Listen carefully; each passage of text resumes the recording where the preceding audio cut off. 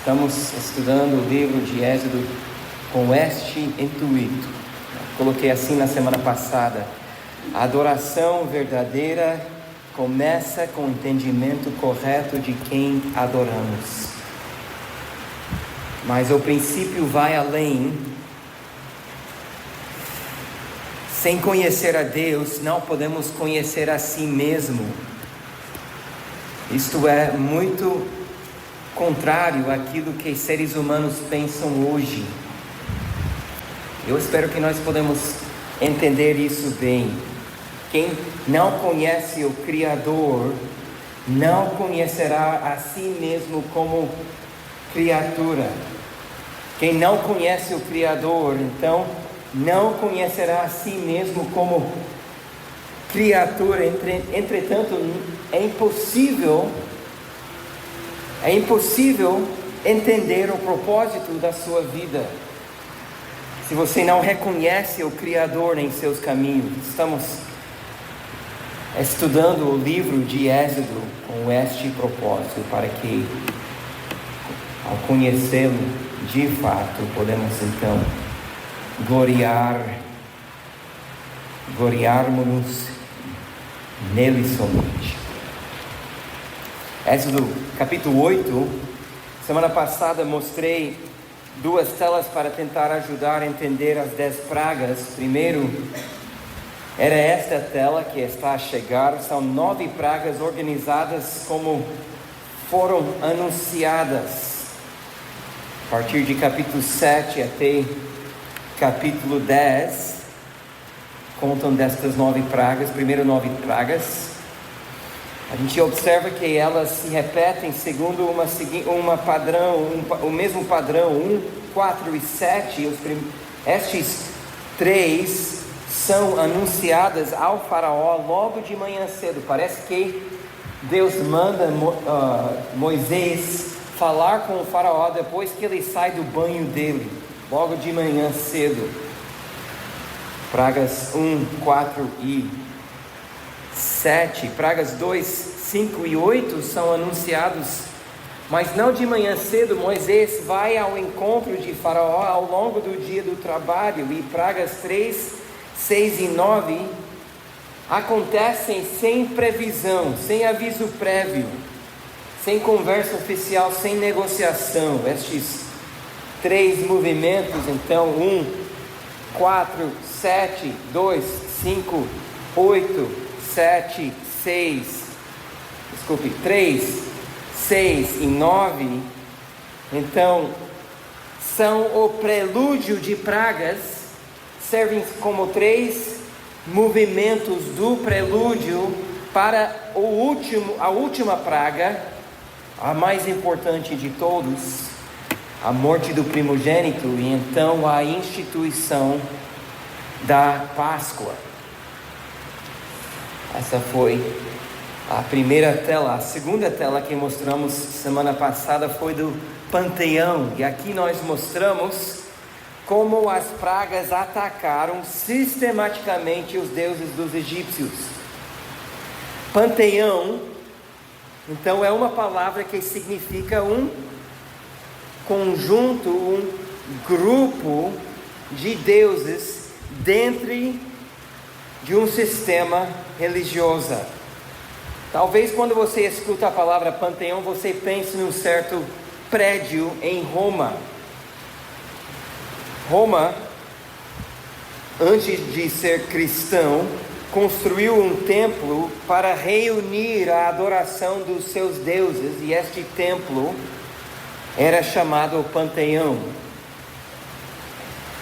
Os egípcios adoravam as coisas criadas, não o Criador, e tiveram como deuses, um dos seus deuses, o Deus que era do enchente do rio Nilo. Outro deusa deles era uma rã. Você pesquisa na internet e você pode achar até mesmo as imagens feias destes deuses que ficaram para nós desde a história.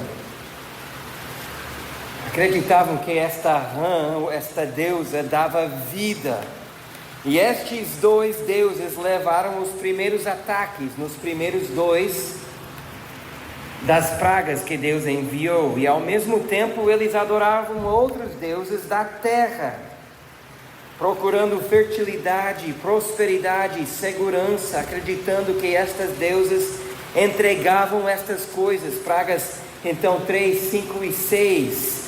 O Criador usou da sua própria criação para mostrar o quão tolo é confiar em bichos, animais e elementos criados. E na terceira sequência, a quarta, sétima, oitava e nona pragas são os deuses celestiais. A lição é forte. Coisas criadas obedecem o Criador. Ventos, trovões, tempestades ou sol não obedecem seres humanos, mas respondem ao Criador somente. E por isso é tolice confiar ou adorar coisas criadas. Não são capazes de salvar. Mas tudo isso também está em preparação para a última praga. E Faraó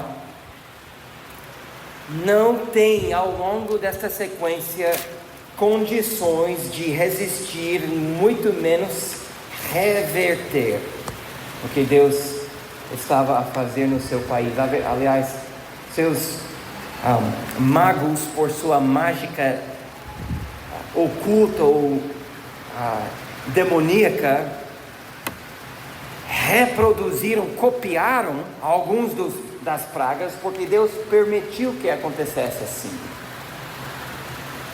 Mas no final, Faraó acabará não só querendo negociar, mas ele vai acabar pedindo misericórdia do verdadeiro Deus. Então nós queremos ler sobre a quarta praga hoje à noite em Êxodo capítulo 8, começando com o versículo 20. Se você tem uma Bíblia que possa acompanhar a leitura, vai ajudar muito você neste momento. Êxodo 8, capítulo 20. Êxodo capítulo 8, verso 20. Lemos até o final do capítulo. O Senhor disse a Moisés: levante-se de manhã cedo e apresenta-se a Faraó. Eis que ele sairá às águas. Diga-lhe: assim diz o Senhor: deixa o meu povo ir, para que me adore. Se você não deixar o meu povo ir, eis que eu enviarei enxames de moscas sobre você,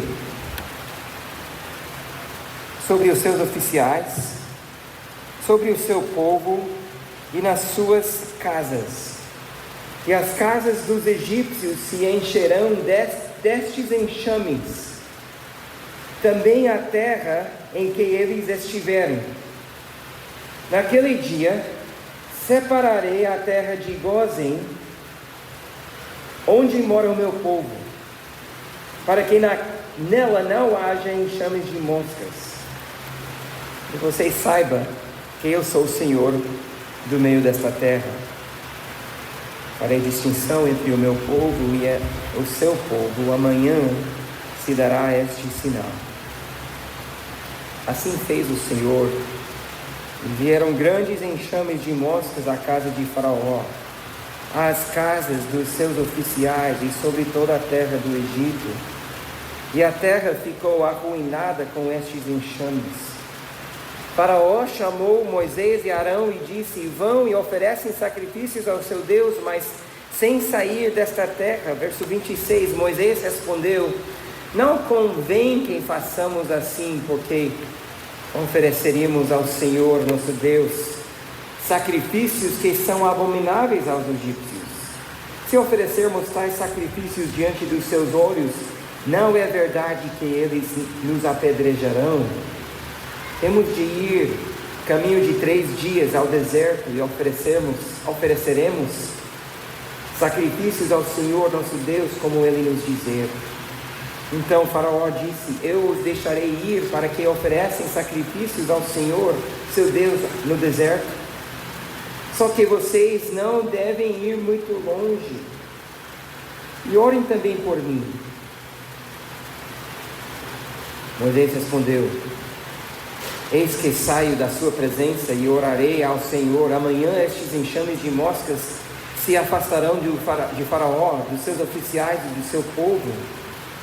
Só que Faraó não deve me enganar outra vez, não deixando o povo ir para que ofereça sacrifícios ao Senhor. Então Moisés saiu da presença de Faraó e orou ao Senhor. E o Senhor fez conforme a palavra de Moisés. E os enxames de moscas se afastarão de Faraó, de seus oficiais e do seu povo. E não ficou uma só mosca.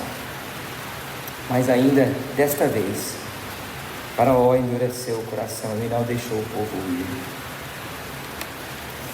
Então, a quarta praga apresenta uma diferença até então que estavam presentes nas outras pragas. Deus faz, verso 23, uma distinção entre o povo dele e o povo de Faraó. Então, a partir de agora, na sequência da história, Gozem, o distrito a região onde eles moravam, não sofreria mais. Isso em si, sabemos, já é uma demonstração de poder impressionante. Imagina,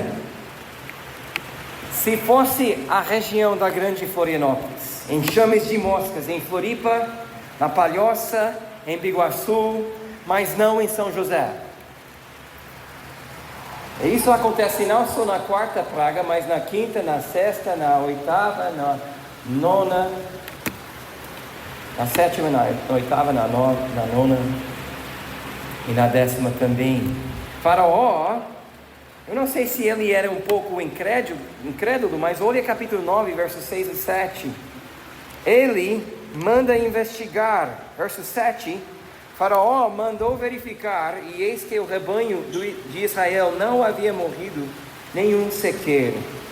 Isto é na quinta praga, a praga de peste dos animais.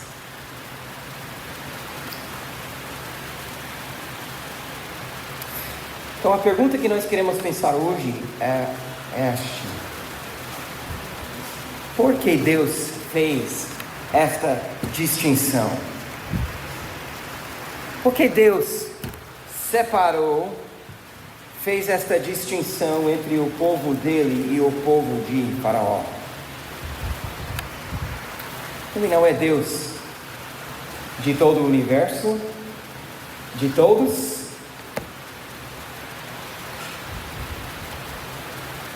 Como que você iria responder a esta pergunta? Por que Deus fez uma distinção entre o povo dele e o povo de Faraó? Bem, nós começamos nossa análise lembrando que as pragas 1 a 3 atingiram os israelitas. E uma das razões nós falamos disso, porque eles sairão do Egito sentindo o cheiro da morte, lembrando a derrota total, sabendo que então idolatria é um caminho sem fim. A tolice, confiar em coisas criadas, ou temer os deuses das nações. Mas será que isto é a única distinção?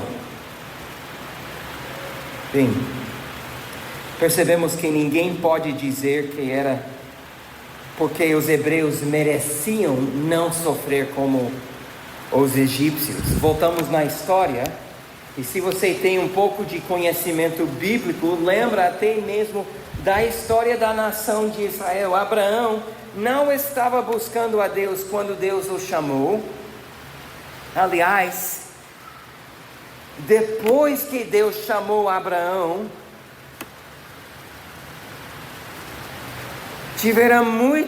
Abraão tivera muita luta para acreditar na promessa de Deus. Ele acabou adulterando, mentindo justamente porque ele desacreditou na promessa de Deus. Seu filho Isaque foi um desastre como pai e marido.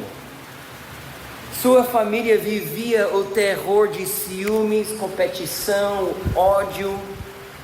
E Jacó nem fala. Ele é conhecido como Jacó justamente porque ele era trapaceiro, vigarista. E estes são as grandes patriarcas. Então, não pode ser por merecimento religioso, espiritual. Mas também não era porque eles eram uma raça de gente superior dos outros, mais inteligentes, mais bonitos, mais fortes, mais capazes. Isso não existe. Só para deixar claro, não existe. Mas eles são um povo perseguido neste momento, são escravos. Eles eram fracos, pobres, dominados. Ou seja, se fosse para escolher um time de jogadores e a gente tivesse entre as nações um delas para escolher o povo hebreu, os israelitas, eles seriam os últimos a serem chamados. Provavelmente até mesmo nem chamados eram. Ninguém queria eles no seu time porque era um povo fraco. Agora vai comigo para o livro de Deuteronômio. Quase que eu coloquei estes versículos na tela, mas eu acho bom vocês acharem e lerem nas suas Bíblias. Pouco mais na frente a gente vai para o último livro de Moisés, passando o restante do livro de Êxodo, Levítico, Números, para o início do último Deuteronômio, capítulo 7. E olha como Moisés explicou isso depois em versículo 6. Deuteronômio 7, versículo 6. Ele disse: porque vocês são povo santo para o Senhor seu Deus. O Senhor seu Deus os escolheu para que, de todos os povos que há sobre a terra, vocês fossem o seu povo próprio. Verso 7.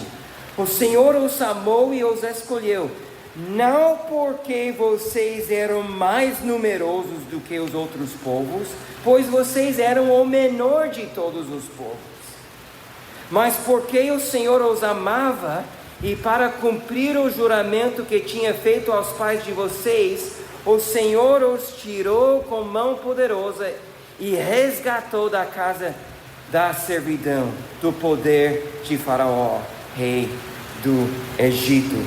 Verso 8 termina. Deus escolheu amar um povo insignificante, fraco e pobre. Ninguém estava impressionado com os hebreus para que poderia olhar para a situação e pensar: puxa, pois é, está certo, Deus, que bom que você poupou a região de Gósen, onde mora aquele povo seu, porque eles são bonitos, fortes e inteligentes. Ninguém estava visitando a região de Gósen para ver a sua beleza, as arranha-céus que haviam construído lá, o Camboriú da vida. Vamos lá ver a riqueza deste povo, um povo desconsiderado. Mas uma segunda colocação é feita também em seguida. Olha capítulo 9, Deuteronômio 9, versículos 4 e 5.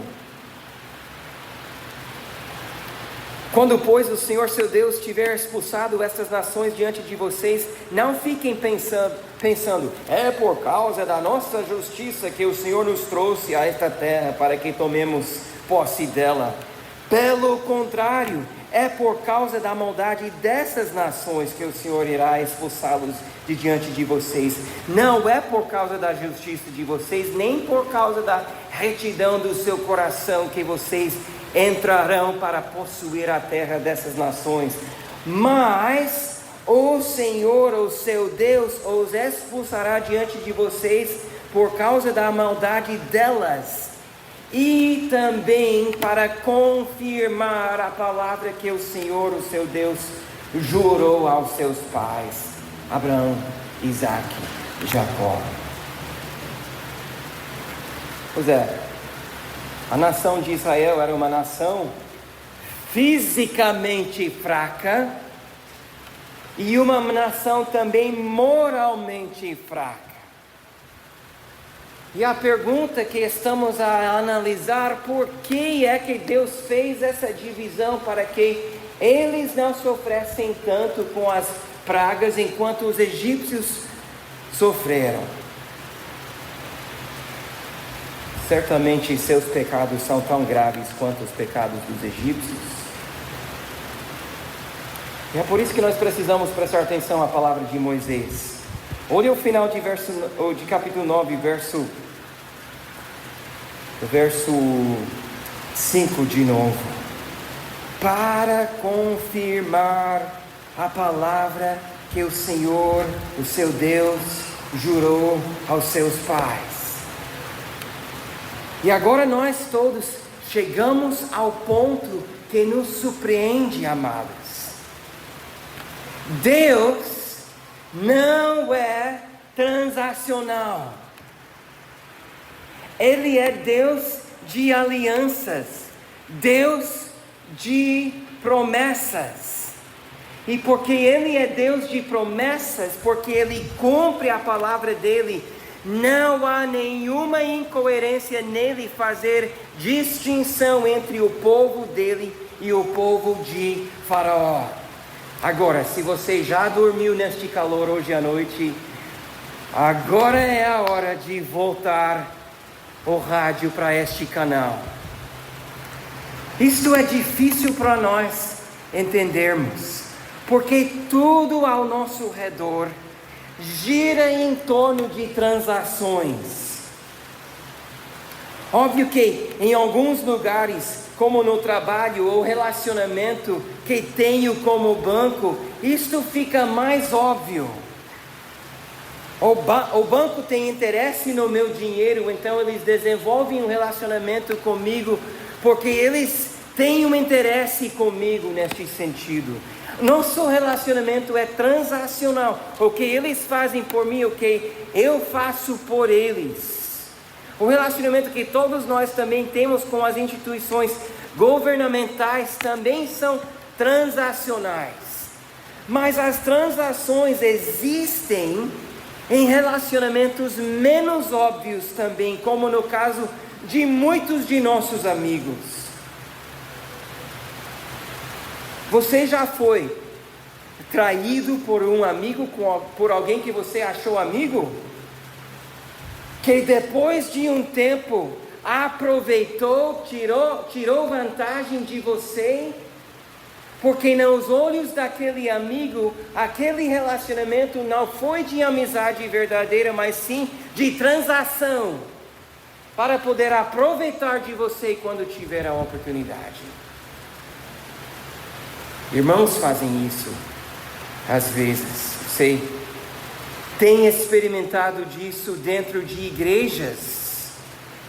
Quantos procuram uma igreja que pode entregar o que eles mesmos mais têm como desejos?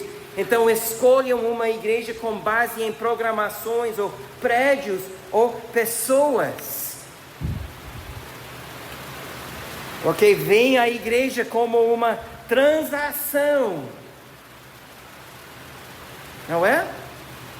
Não é incomum alguém chegar a mim para dizer: pastor, vou sair da igreja porque a igreja não mais me agrade.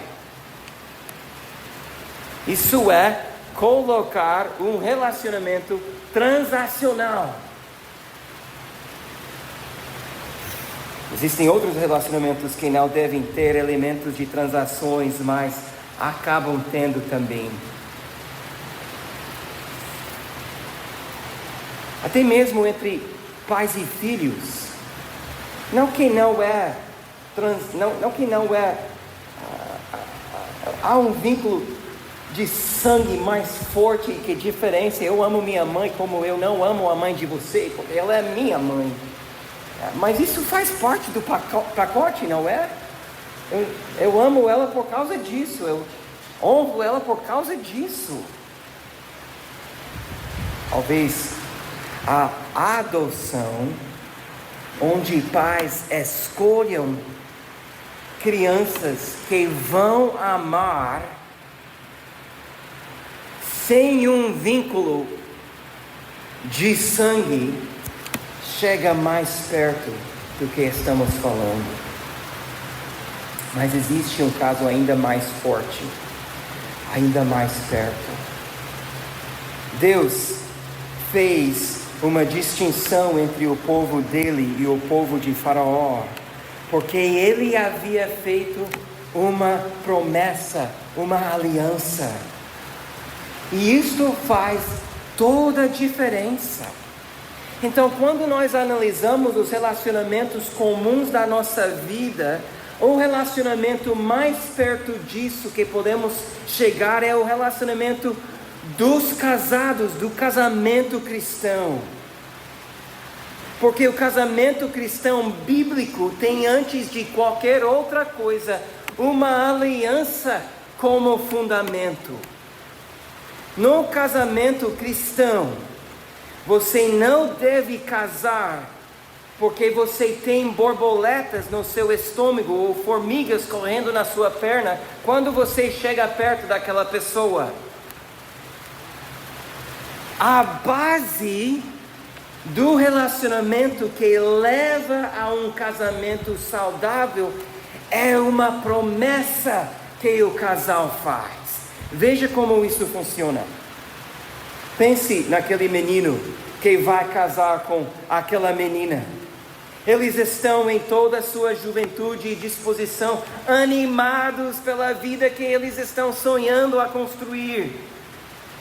E se eles conseguem imaginar um cenário que pode acabar com sua alegria, eles mesmos se acham fortes o suficiente para, ou aquelas borboletas que eles têm batendo suas asas na sua barriga, são mais fortes para aguentar qualquer coisa que possa vir a acontecer na vida deles. Eles conseguirão com certeza. Nunca ninguém tivera amor tão forte como eles tiveram. Então fazem uma promessa. Prometem amar um ao outro. Prometem a ser fiéis uns aos outros.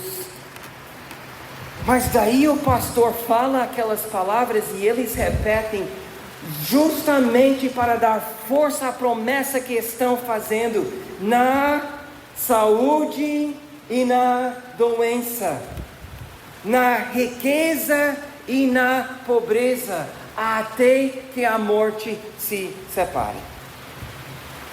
Eles fazem esta promessa, mas dificilmente entendem o quanto que vai custar cumprir esta promessa. E então, chega o dia em que ela contrata câncer, e no tratamento ela perde todo o cabelo e toda a sua fisionomia de corpo muda. Ou depois de 3 anos, eles descobrem que não conseguem ter aquele filho tão sonhado que fazia parte dos seus planos. Ou o menino sofre um acidente de trabalho e não por culpa dele nenhuma, ele perde uma perna e ele passará o restante da sua vida numa cadeira de rodas. E esses são os casos mais fáceis, porque ele também vai negligenciar sua responsabilidade como marido para com sua esposa. Ele vai falar grosseiramente com ela, e ela vai tentar manipular ele. E ela vai achar que ela tem razão por isso, porque ele fala sem educação. Ele vai correr para seus amigos, porque ele não imagina como ela pode ser tão ingrata com ele. E ela vai reclamar para sua mãe, porque aquele marido foi tão mal criado. E é naquelas horas que veem o valor da aliança que fizeram. Será que vão honrar o que disseram diante de Deus e dos testemunhos, na pobreza e na riqueza, na doença e na saúde? Por isso que nós dizemos, amados, que o casamento bíblico cristão não tem base em transações, tem base numa aliança, numa promessa. E isso, aliás, é outra razão pelo qual que igrejas ensinam seu povo que eles devem casar sim diante de Deus. Porque eles não estão entrando num relacionamento financeiro, ou onde eles trocam favores um com o outro, como sexo ou companhia, ou quem lava a louça e quem lava o carro. Estão entrando numa aliança. E o compartilhar da companhia, sexo e o fardo de construir uma casa que pode sustentar as vendevais. Estes benefícios viram fruto da aliança, não causa do relacionamento. E é por isso que aquele que se junta com a namorada, ou aquela que se junta com seu namorado, não tem como ter o mesmo tipo de relacionamento. Está embutido no se juntar, uma transação. E o que acontece quando um dos dois falha?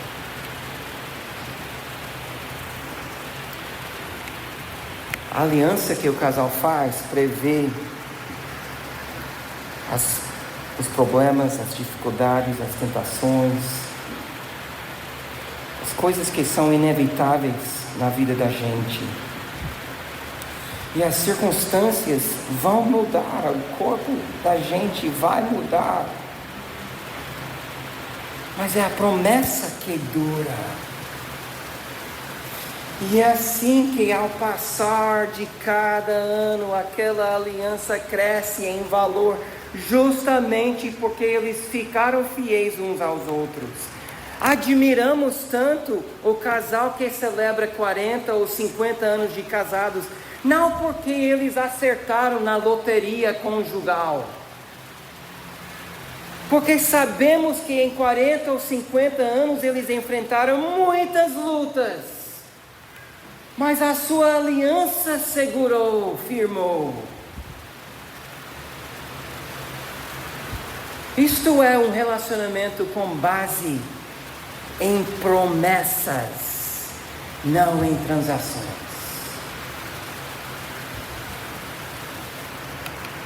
E é isso que acontece no Egito, quando Deus faz uma distinção entre o povo dele e o povo de Faraó.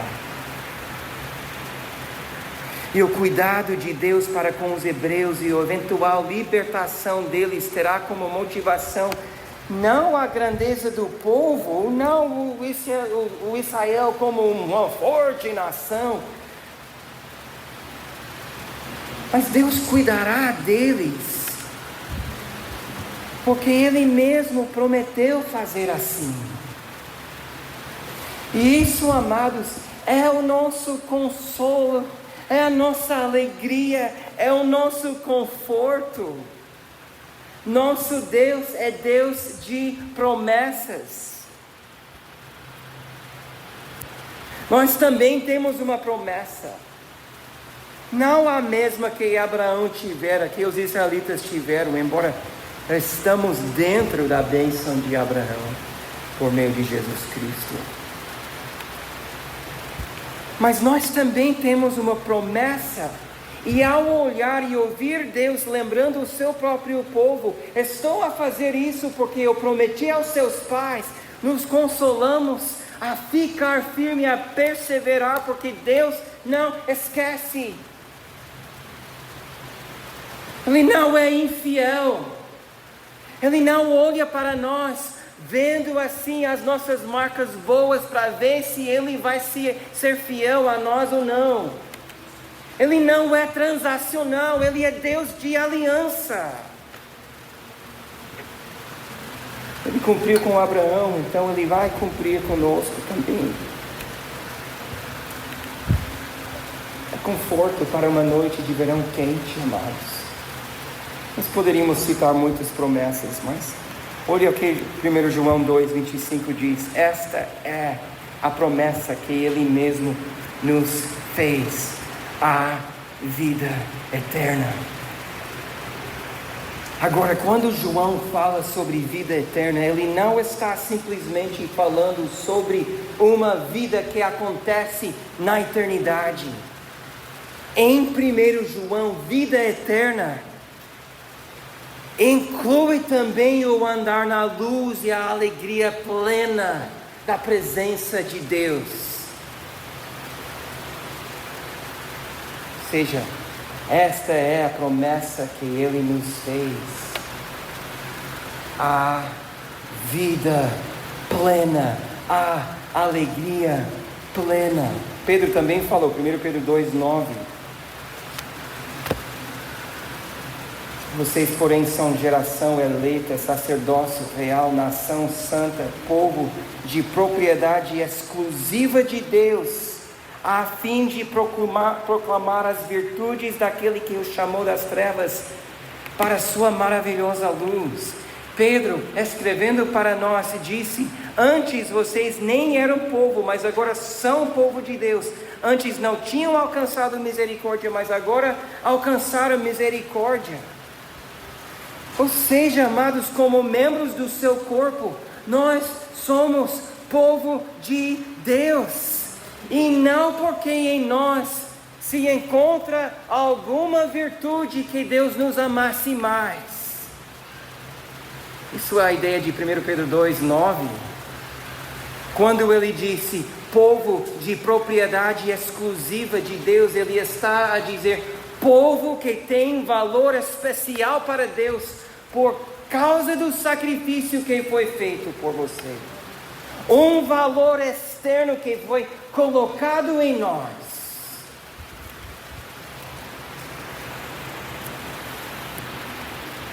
Ele pagou alto para que pudéssemos ser o povo dele. Ele pagou o resgate da nossa reconciliação. Por isso que não é transacional quando chegamos a Deus assim. Poderia citar outros exemplos. Mas Paulo explicou em 1 Coríntios 1, 27 a 28, Deus escolheu as coisas loucas do mundo para envergonhar os sábios e escolheu as coisas fracas do mundo para envergonhar os fortes. Deus escolheu as coisas humildes do mundo e as desprezadas e aquelas que não são para reduzir a nada as que são, a fim de que ninguém se glorie na presença de Deus. Ele fez isso para que Ele receba ainda mais glória. Oh, amados, não foi a sua beleza. Não encontre em nós uma força que possa atrair o merecimento do amor de Deus. Deus quer ser eternamente glorificado em nossas vidas por escolha dEle. Pessoas como nós, fracas, falhas, insignificantes.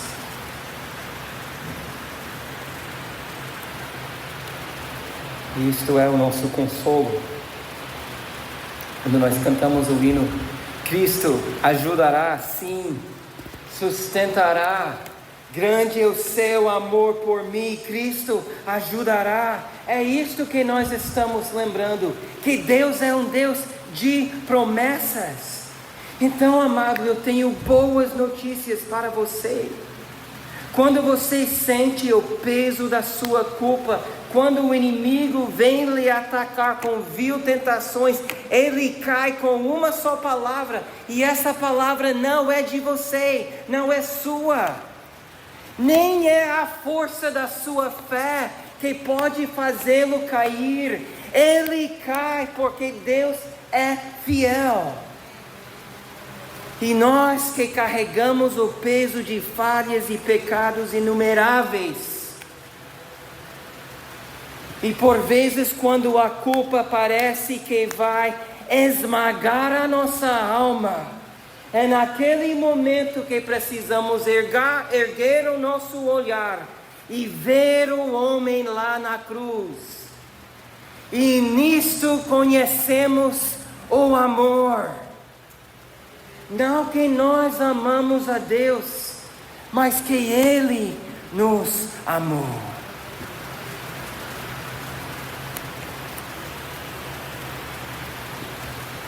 Filipenses 1:6 é a base da nossa esperança, da nossa segurança. Aquele que começou uma boa obra em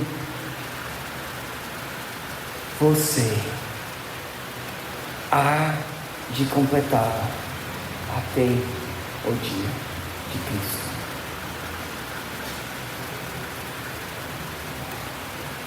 Amado, se Deus começou essa boa obra em você, então há consolação. Se você começa o Deus de promessas, então Ele vai lhe sustentar. Ele não vai esquecer, não vai deixar você cair da sua mão. Ele tem todo o poder. Esta é a razão da nossa alegria.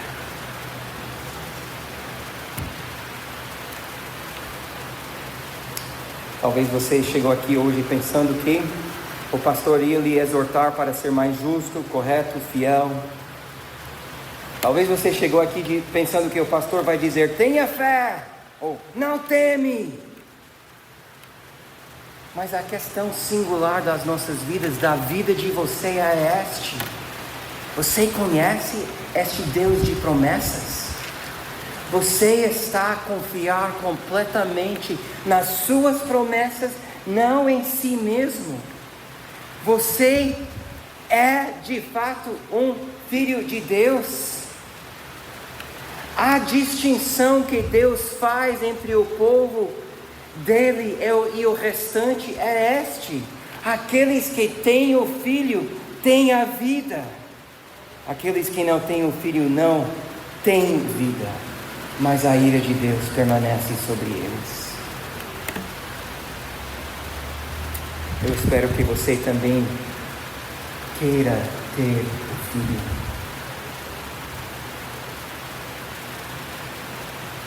1 João 1:12 oferece para você também grande incentivo e esperança.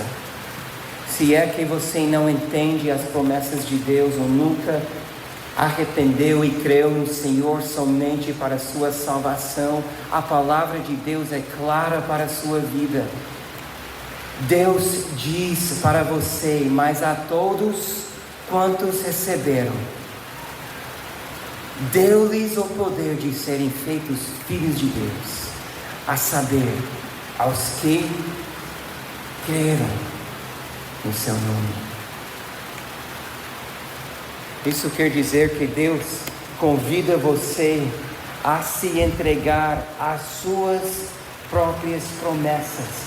Ele não pede de você promessa da sua parte. Ele não vai exigir de você que você pague nenhuma promessa para agradar Ele a mais do que Ele é. Ele simplesmente diz para você: venha se esconder no Filho que eu providenciei para você.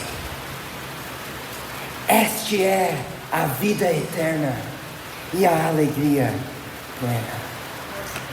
Então você é filho de Deus. Não permanece na indecisão. Pare de olhar para as pessoas e as instituições. Creia hoje mesmo no Deus de promessas. Ele vai receber você.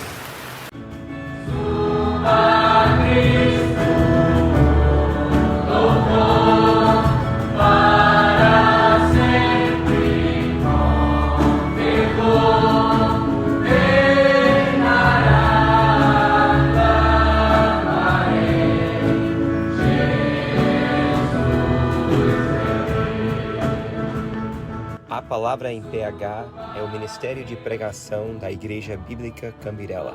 Nós reunimos todos os domingos às 18 horas na Palhoça, na Grande Florianópolis. Busque por Igreja Bíblica Cambirela no Google ou procura no Instagram @ebc.palhoca.